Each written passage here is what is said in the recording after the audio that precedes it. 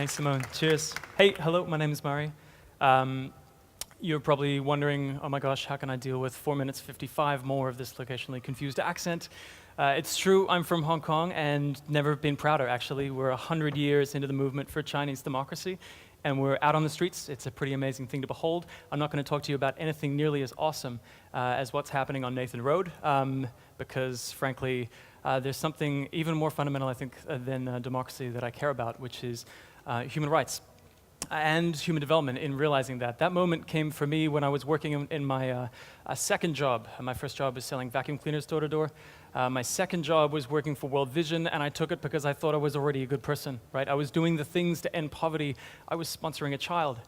But I would get up in front of a whole group of students, and all of a sudden, I became convinced that actually the stories I would tell of people with incredible resilience and people with incredible hope and entrepreneurialism in the face of poverty were true.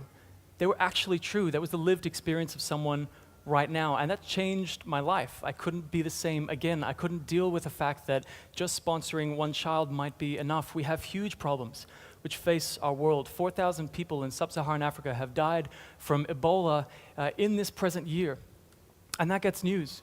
We have bigger problems still because in that same region, over that same time period, the number of people who died from malaria goes grossly unreported. 470,250 by my best estimates of the WHO statistics. What do you do when you care about that stuff and you're only actually good at making logos? That's a tough question which I grappled with, but a friend sent me this document from a group of designers in the 60s. It's called the 3things Manifesto. It says we are sick as designers of applying our craft and our trade to things so unbelievably pointless in the world about selling one striped toothpaste over another, about selling cat foods, or before shave lotion, or after shave lotion. That is the career that you get when you work in advertising, communications, or marketing. So we thought maybe we could do something different. I had a company, and now it's called Agency, and it starts small. It wasn't an overnight success. 7 long years before we got our 5th staff member. Now I work with 16 of the best people we know, and we're founded for 100% social projects. What does that mean? Projects from anyone. You can't even be a corporation, but largely charities and social business. We take on projects in human development, human rights, sustainability, justice, and equality. It's a positive gate, and we love the work we do because we're working with people who we find truly amazing. Who otherwise we would work with, except we can't get hired there.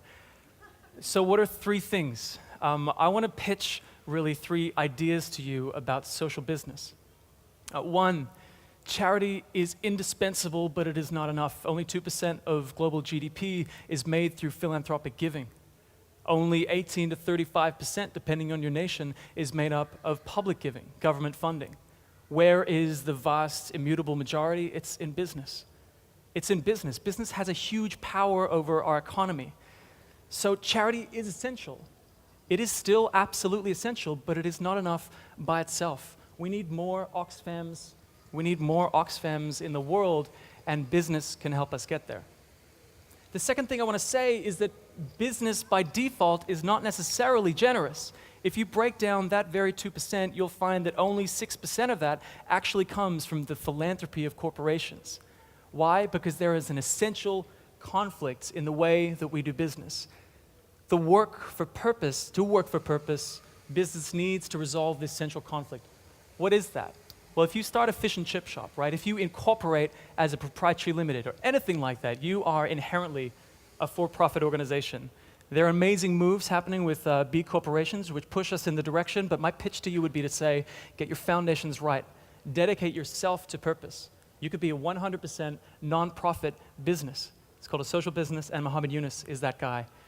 But the final thing I'd like to say to you today, there is so much potential in this room. If you don't think you're the kind of person that could start a business, I would really, really encourage you to think again, because there is huge, huge potential to do more.